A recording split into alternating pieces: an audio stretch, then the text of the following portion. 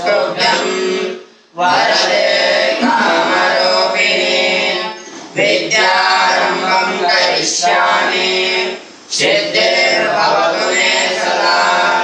ॐ शान्ति शान्ति शान्तिः।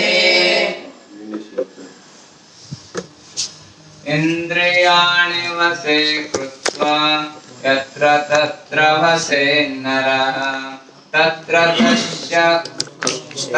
तस्य कुरुक्षेत्रं प्रयागे पुष्करं तथा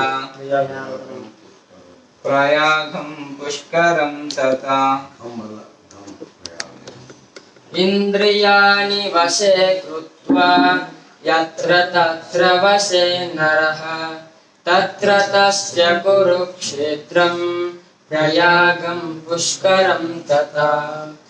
इंद्रियाणि वशे कृत्वा यत्र तत्र वशे नरः तत्र तस्य कुरुक्षेत्रं प्रयागं पुष्करं तथा। इन्द्रियाणि वशे कृत्वा यत्र तत्र वशे नरः तत्र तस्य कुरुक्षेत्रं प्रयागं पुष्करं तथा।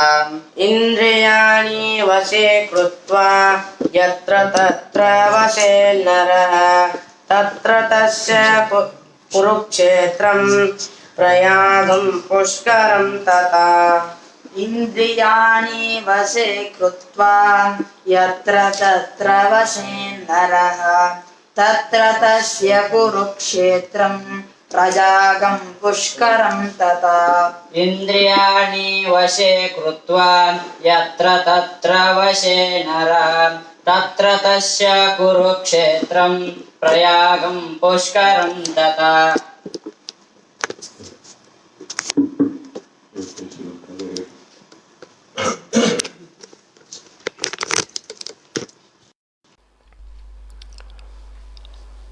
माता तीर्थं पिता तीर्थं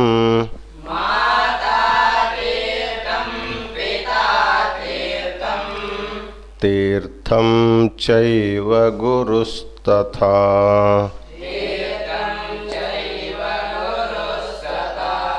सर्वे ते तीर्थभूता हि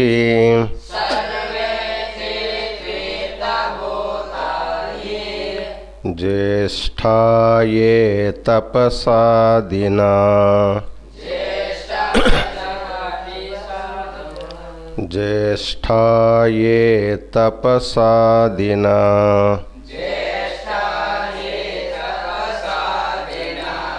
माता तीर्थं पिता तीर्थं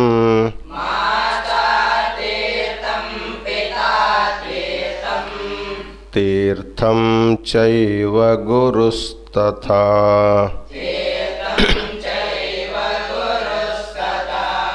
सर्वे ते तीर्थभूता हि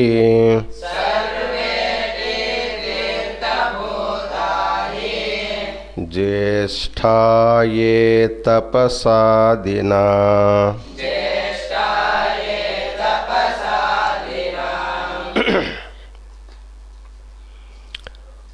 आज का जो सुभाषित है यह भी बहुत ही महत्वपूर्ण सुभाषित है। तीर्थ के लिए अपने को अपने घर छोड़ करके कहीं जाने की ज़रूरत नहीं है। हमारे घर में ही बहुत से तीर्थ होते हैं लेकिन हम जानते नहीं। तीर्थ स्नानಕ್ಕೆ ನಮ್ಮ ಮನೆ ಬಿಟ್ಟು ಹೊರಗೆ ಹೋಗೋ ಅವಶ್ಯಕತೆನೇ ಇಲ್ಲ. ಯಾಕಂದರೆ ನಮ್ಮ ಮನೆಯೊಳಗನೆ ಬೇಕಾದಷ್ಟು ತೀರ್ಥ ಇರ್ತಾವೆ, ಆದರೆ ನಾವು ಅವುಗಳನ್ನು ತಿಳ್ಕೊಂಡಿಲ್ಲ. ಹಾಗಾದರೆ ಮನೆಯೊಳಗಿನ ತೀರ್ಥ ಯಾವುವು, ನಮ್ಮ ಸಮೀಪ तीर्थ ಯಾವುವು ಅಂತ ಹೇಳ್ತಾರೆ. तब घर में रहने वाले तीर्थ कौन से हैं? बताते हैं माता तीर्थम। माता का मतलब अपने को जन्म दिया है, पालन पोषण करके हमें जो बड़ा किया, वो माता जो है वो भी तीर्थ रूप ही होते हैं। ताई, जन्म कोट्ट ताई ಇದು ಮೊದಲನೇ तीर्थ।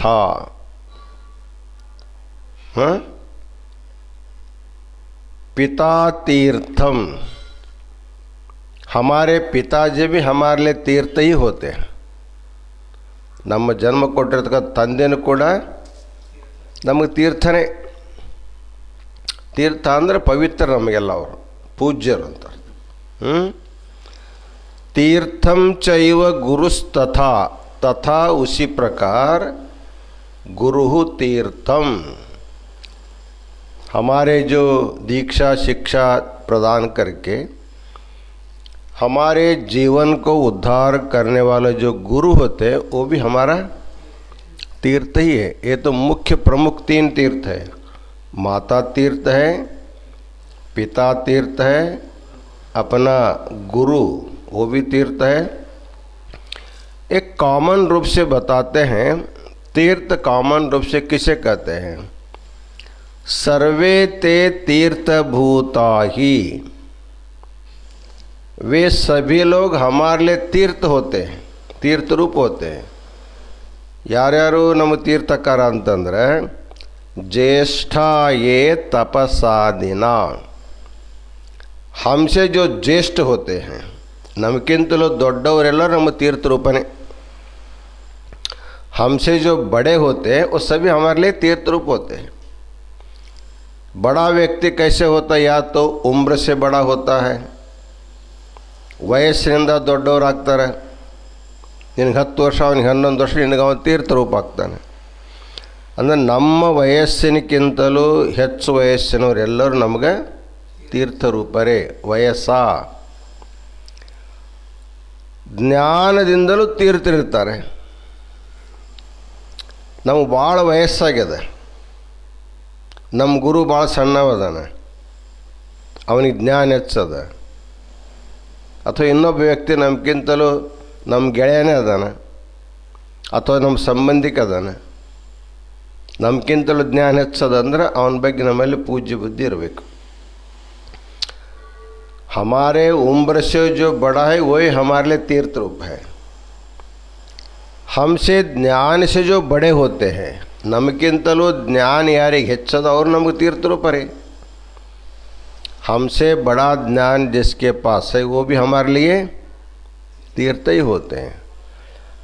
और जो हमसे ज़्यादा तपश्चर्या किया है वो भी हमारे लिए तीर्थ होती। इसलिए बड़प्पन जो है उम्र से होता है, बड़प्पन ज्ञान से होता है, बड़प्पन तप से होता है।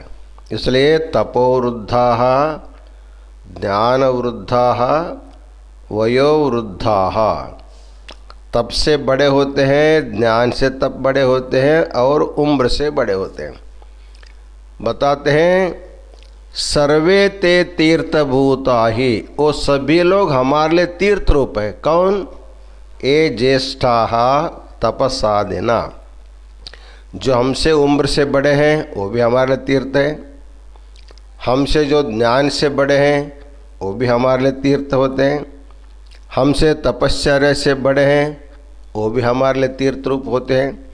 इसलिए वयसा तपसा ज्ञानेन ये ज्येष्ठाः ते सर्वे अस्माकं कृते तीर्थभूताः, ಅವರೆಲ್ಲರೂ ನಮಗೆ ತೀರ್ಥರೂಪರೇ। ಇದು ಈ ಶ್ಲೋಕದ ಸಾಮಾನ್ಯವಾದ ಅರ್ಥ। ಅಂದರೆ ತಾಯಿ ತೀರ್ಥ, ತಂದೆ ತೀರ್ಥ, ಗುರು ತೀರ್ಥ, ನಮಗಿಂತಲೂ ವಯಸ್ಸಿನಲ್ಲಿ ದೊಡ್ಡವರಿದ್ದವರು ತೀರ್ಥ, ಜ್ಞಾನದಿಂದ ದೊಡ್ಡವರು ತೀರ್ಥ, तपस्विनिंद दೊಡ್ಡವರು तीर्थरूपर। कॉमन रूप से इस श्लोक का अर्थ होता है हमको जन्म दिया गया माता तीर्थ है, घर में रहती है, पिता भी तीर्थ है, हमको दीक्षा शिक्षा देने वाला गुरु भी तीर्थ बताया जाता है। इतना ही नहीं, हमसे उम्र से जो बड़ा है वो भी हमारे लिए तीर्थ रूप होते हैं।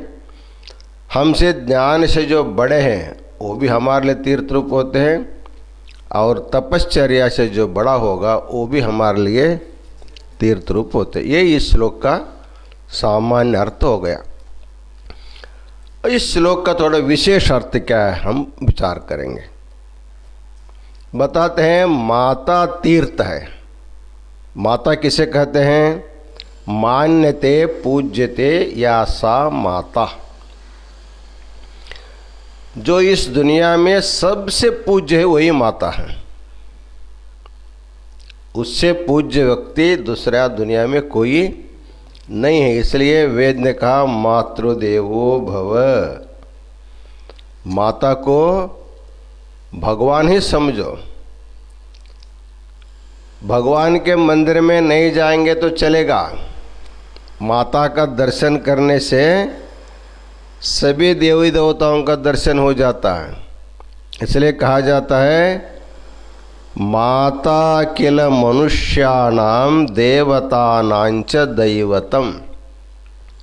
मनुष्यों के लिए अपनी जो माता होती है देवों से भी देव माना जाता है। ದೇವರಿಗಿಂತಲೂ ದೇವರಾಕೆ। ಮನುಷ್ಯರಿಗೆ ದೊಡ್ಡ ದೇವರು ಯಾವುದು? ತಾಯಿ. ಜನ್ಮ ಕೊಟ್ಟಿರ್ತಕ್ಕಂಥ ತಾಯಿನೇ ಮೊದಲನೇ ದೇವರು.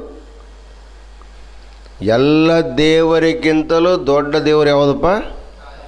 ತಾಯಿ.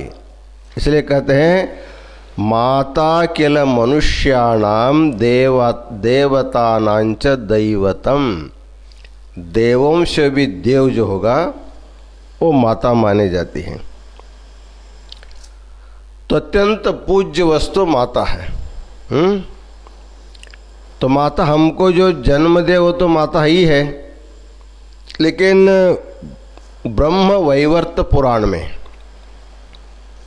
इस संसार में एक व्यक्ति के लिए कितने माता होते हैं उसका गिनती किया है। ब्रह्म वैवर्त पुराणदೊಳಗೆ ಒಬ್ಬ ಮನುಷ್ಯನಿಗೆ ಜನ್ಮ ಕೊಟ್ಟ ತಾಯಿ ಅಷ್ಟೇ ತಾಯಿ ಅಲ್ಲ, ಇನ್ನು 16 ಪ್ರಕಾರದ ತಾಯಂದಿರಿರ್ತಾರಂತೆ। 16 प्रकार के माताएं ब्रह्म वैवर्त पुराण बताते। तो कौन कौन है बताते हैं। पहला है स्तनदात्री। हमें जो दूध पिलाती है वो हमारी माता मानी जाती है। पहले ज़माने में जो खेड़े गाँव में छोटे छोटे गाँव में माता जन्म दिया या उसको कुछ तकलीफ़ है स्तनपान करने में, बगल वाले माता भी उसको उसके बच्चे को दूध पिलाते रहे। अर्थात किसी दूसरे के बच्चे को भी दूसरी माँ यदि दूध पिलाती है, स्तनपान कराते है, वो भी उसकी माता मानी जाती है। इसलिए स्तनदात्री हमको स्तनपान करा करके दूध जो पिलाई है वही हमारे लिए जन्म दिया हो माता के जैसे वो भी माता है। ಅಂದರೆ ನಾವು ಹುಟ್ಟಿದಾಗ ತಾಯಿ ಹಾಲು ನಮಗೆ ಸಿಕ್ಕಿಲ್ಲ, ಅಕಸ್ಮಾತ್ ಇನ್ನೊಬ್ಬ ತಾಯಿ ಮಗ್ಗಲ ಮನೆಯಾಗಿರ್ತಕ್ಕಂಥ ಹೆಣ್ಣುಮಗಳು ನಮಗೇನಾದರೂ ಹಾಲು ಕುಡಿಸಿದ್ರೆ ಅವಳು ಕೂಡ ನಮಗೆ ताई स्वरूप है। तो स्तनदात्री। दूसरा है गर्भदात्री। आजकल तो नया प्रक्रिया चल रहा है, यदि किसी माता को गर्भधारण नहीं होता है तो किसी का गर्भ उधार लेते हैं, उसके दूसरे के गर्भ में हम पलते हैं, बाद में हम इसके बेटा हो जाते हैं। तो हमारे जन्म के लिए देखिए उस समय सुभाषित में लिखा है गर्भदात्री, अर्थात गर्भदान करने वाली माता भी हमारा ही, अर्थात जिस माता के गर्भ में हमारे माता के गर्भ हमारा जन्म नहीं हुआ, लेकिन हमारे माता पिता का अंश किसी दूसरे माता पिता में रख करके उसको जब संतान किया जाता है, अर्थात हमको जन्म के लिए जो जिन्होंने गर्भ दिया, गर्भदात्री, वो भी हमारे लिए माता ही मानी जाती है। गर्भदात्री। भक्ष्यदात्री, हमको जो खिलाती है वो भी हमारी माता है। आप छोटेपन में अपने घर में खाते हैं, किसी मठ में गए हैं, वो आपको जो खिलाते वो आपके माता की जैसी होती है। या किसी के घर में आप लोग भोजन कर ले जाते हैं, किसी माता आपको खिलाते हैं, वो भी अपना ಮಾತಾಯೇ. ನಮಗೆ ಯಾರು ಊಟ ಮಾಡಿಸ್ತಾರ ಅವರು ಕೂಡ ನಮ್ಮ ತಾಯಿನೇ.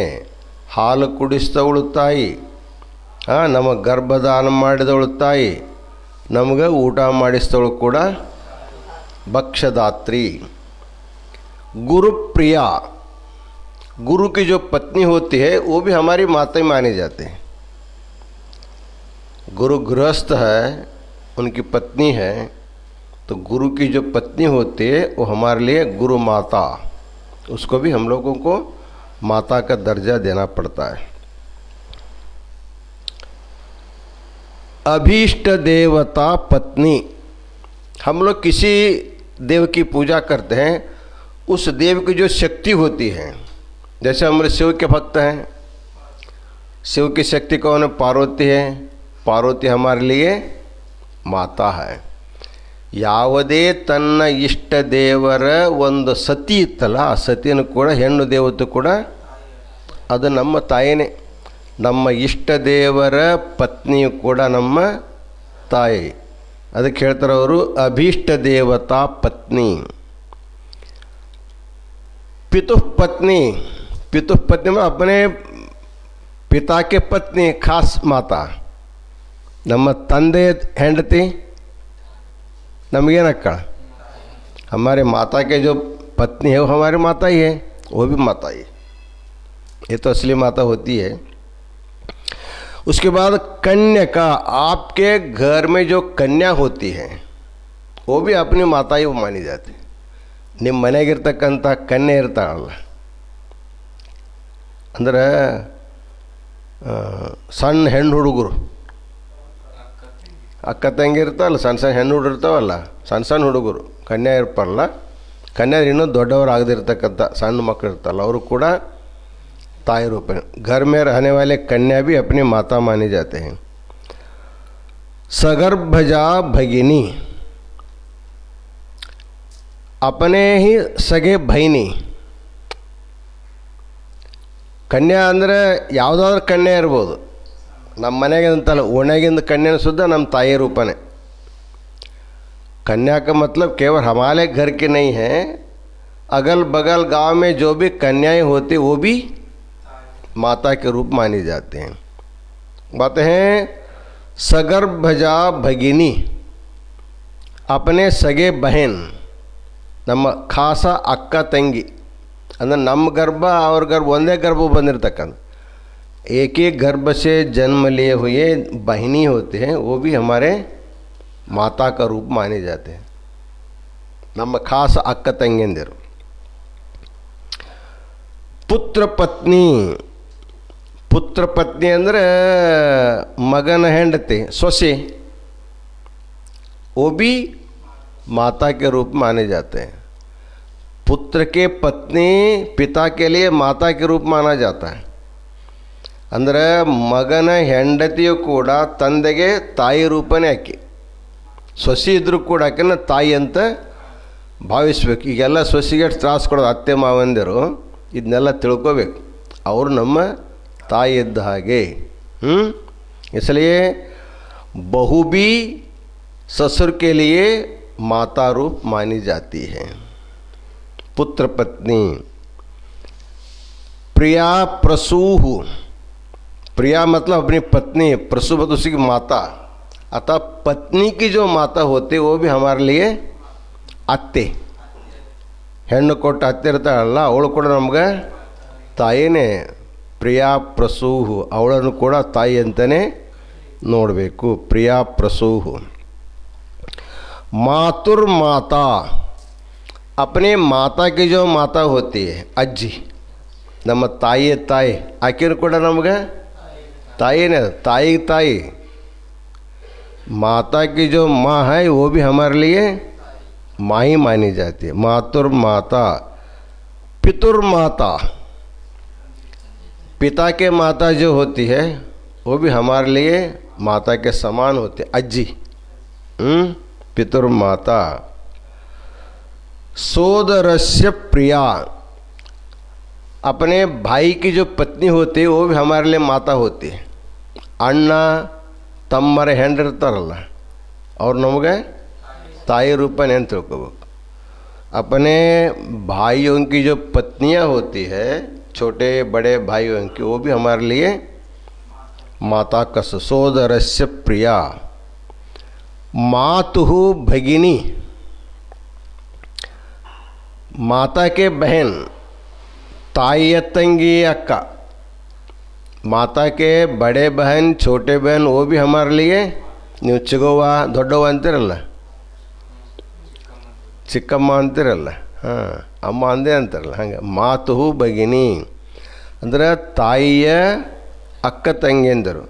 अपनी माता के छोटे बड़े बहनें भी हमारे लिए माता रूपी होते। मातुः भगिनी। पितुः भगिनी, ತಂದೆಯ ಅಕ್ಕ ತಂಗಿಯಂದರು, ನಾವು ಅತ್ತೆ ಅಂತೀವಲ್ಲ ಅವ್ರಿಗೆ, ಅವರು ಕೂಡ ತಾಯಿಯನ್ನಿದ್ದಂಗೆ। पिता के जो बहन होती है, छोटी या बड़ी बहन, वो भी हमारे लिए मातृस्वरूपी मानी जाती है। 16वां बताते हैं मातुलानी। मामा की जो पत्नी होती है, मातुल मतलब मामा, उसकी पत्नी, ಮಾವನ ಹೆಂಡತಿ ಅತ್ತಿ, ಅವಳು ಕೂಡ ನಮಗೆ ताई स्वरूप। हिंगे इस प्रकार ब्रह्म वैवर्त पुराण में माता कितने होते हैं? हमको जन्म देने वाले माता नहीं, तो 16 प्रकार के हमारे लिए माता हैं। इतने तीर्थ हमारे लिए हैं। हमारे परिवार में अगल बगल में कितने हैं? केवल माता के रूप में 16 तीर्थ हैं। लेकिन हमारे शास्त्र में यहाँ तक कहा गया है मातृवत परदारेषु परद्रव्यानि लोष्टवत आत्मवत सर्वभूतेषु यः पश्यति सपश्यति। एक सुभाषित अलग है, इसमें कहता है मातृवत परदारेषु। यदि वो गृहस्थ आदमी है, गृहस्थ आदमी है, अपने पत्नी को छोड़ करके संसार में रहने वाले जितने भी महिलाएं हैं, औरतें, सबको माता रूप में वो मानना चाहिए। और विशाल रूप हो गया ये, अर्थात इस संसार में जितने भी स्त्रियां हैं वो सभी हमारे पत्नी को छोड़ करके, यदि वो गृहस्थ है, उनके पत्नी को छोड़ करके सब में मातृबुद्धि रखनी चाहिए।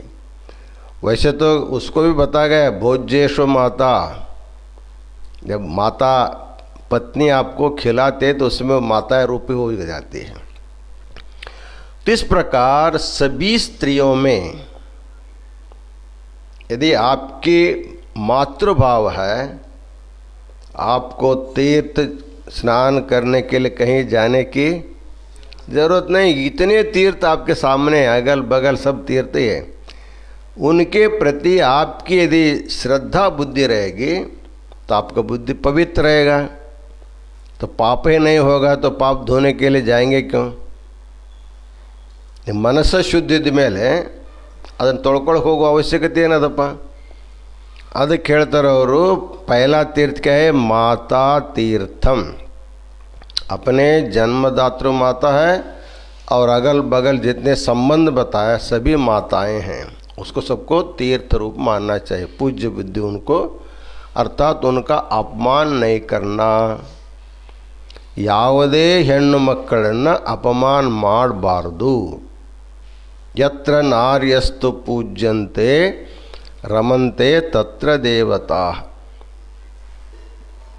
ಯಾವ ಸ್ಥಾನದಲ್ಲಿ ಹೆಣ್ಣು ಮಕ್ಕಳಿಗೆ ಗೌರವ ಕೊಡ್ತೀವೋ ಅದೇ ಸ್ಥಾನದಲ್ಲಿ ದೇವತರು ವಾಸಿರೋದು। ಇಲ್ಲಿ ದೇವತಿರಂಗಿಲ್ಲ ಮನೆಯಲ್ಲಿ। एक माता तीर्थम का अर्थ हो गया। उसके बाद दूसरा है पिता तीर्थम। पिता भी तीर्थ रूप है। जो हमारा पालन करता उसका नाम पिता है। इसी प्रकार जैसे हमारे लिए अनेक माताएं हैं, उसी प्रकार संसार में अपने पालन करने वाले जो भी हमारा पालन पोषण को सहाय कर वो हमारे पिता तुल्य हो जाते। ನಮ್ಮನ್ನು ರಕ್ಷಿಸ್ತಕ್ಕಂಥವರೆಲ್ಲರೂ ತಂದೆ ರೂಪನೇ, ಅನ್ನ ಕೊಟ್ಟು ಆಶ್ರಯ ಕೊಟ್ಟು ವಿದ್ಯೆ ಕೊಟ್ಟು ರಕ್ಷಣೆ ಮಾಡ್ತಾರೆ, ಅವರೆಲ್ಲರೂ ನಮಗೆ ತಂದೆ रूपने। पालन करने वाले सभी पिता माने जाते हैं, इसलिए इस प्रकार बहुत से पालन करते हम लोगों को, उन सब लोगों को पिता तुल्य अर्थात पिता तीर्थ उसको हम लोग मानते हैं। इसके बाद आता है तीसरा गुरु तीर्थम। गुरु तीर्थम, गुरु कहते हैं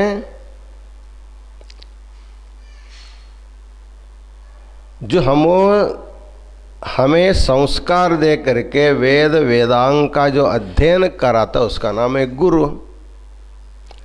गु का अर्थ होता है अंधकार और रू का अर्थ होता है उसको निवारण करने वाला, जो अनादिकाल से हमारे बुद्धि में रहने वाले अज्ञान अंधकार को उपदेश जो दूर करता है उसका नाम गुरु है। वो भी हमारा तीर्थ है।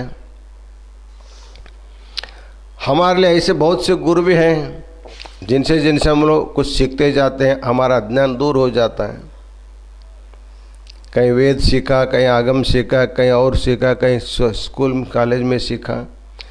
वर्ण मात्रम कलिसिदातम गुरु, एक अक्षर भी कोई हमको पढ़ाता है वो हमारे लिए गुरु हो जाता है। देखिए कितने माताएं हैं दुनिया में, पिता कितने हैं और गुरु कितने हैं। इतने तीर्थ हमारे अगल बगल में है तो हमको तीर्थ ढूंढते जाने की ज़रूरत नहीं है। गुरु तीर्थम तथैव च। इसके अलावा बताते हैं सर्वे ते तीर्थभूता ही ये ज्येष्ठा ये तपस्या जना, जो हमसे उम्र से ज्ञान से और तपश्चर्या से जो भी बड़े होते हैं वो सभी हमारे लिए तीर्थ रूप होते हैं। इसका अर्थ हो गया केवल नदी में जा कर के डूबने से तीर्थ स्नान नहीं होता है। माता पिता को गौरव देना चाहिए, गुरु को गौरव देना चाहिए, हमसे बड़े उम्र से व्यक्ति को आदर भाव देना चाहिए, ज्ञान से बड़े व्यक्ति को गौरव देना चाहिए, हमसे भी तपश्चर्य व्यक्ति को गौरव देना। इसलिए हमसे जो भी उम्र से ज्ञान से जो बड़े होते हैं उनको आदर गौरव देना ही तीर्थ स्नान है। बड़ों को अगौर करके गंगा में स्नान करेंगे तो क्या होगा? माता पिताओं को अपमान करके काशी यात्रा करेंगे तो क्या होगा? माता को घर से बाहर निकाल दिया और काशी में आकर गंगा स्नान किया तो क्या फल मिलता है? इसलिए ये कोई फल नहीं होता है। माता पिता गुरु और अपने से जो बड़े व्यक्ति होते हैं उनको आदर देना, गौरव देना, मान सम्मान देना, उनमें उनके प्रति पूज्य बुद्धि रखना, यही सबसे बड़ा तीर्थ स्नान है। कहीं जाने की ज़रूरत नहीं है। हजार हजार तीर्थ हमारे घर में अगल बगल में होते हैं। इसको जान करके तीर्थ का महत्व सबको जानना चाहिए।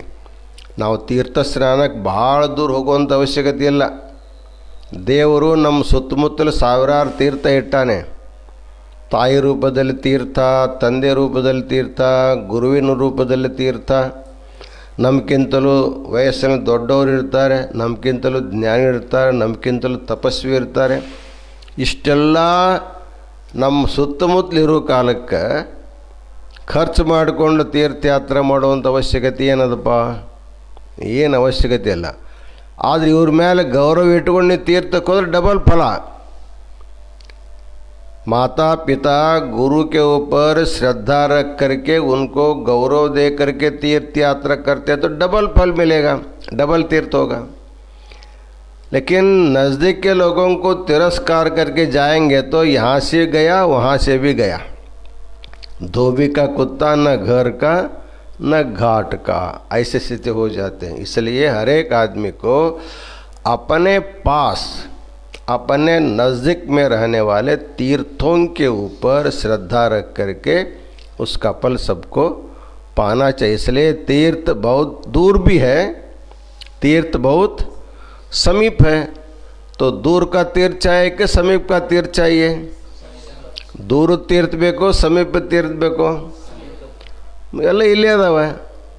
ಅದಕ್ಕೆ ತಂದೆ ತಾಯಿ ಗುರು ಹಿರಿಯರ ಮೇಲೆ ಗೌರವನಿಟ್ಟು ಅವ್ರ ಮೇಲೆ ಶ್ರದ್ಧೆ ಮಾಡೋದೇ ಎಲ್ಲಕ್ಕಿಂತಲೂ ಶ್ರೇಷ್ಠವಾದ तीर्थ स्नान। अपने से बड़े व्यक्तियों के ऊपर गौरव करना ही सबसे बड़ा तीर्थ स्नान माना जाता है। शांति पाठ बोलो।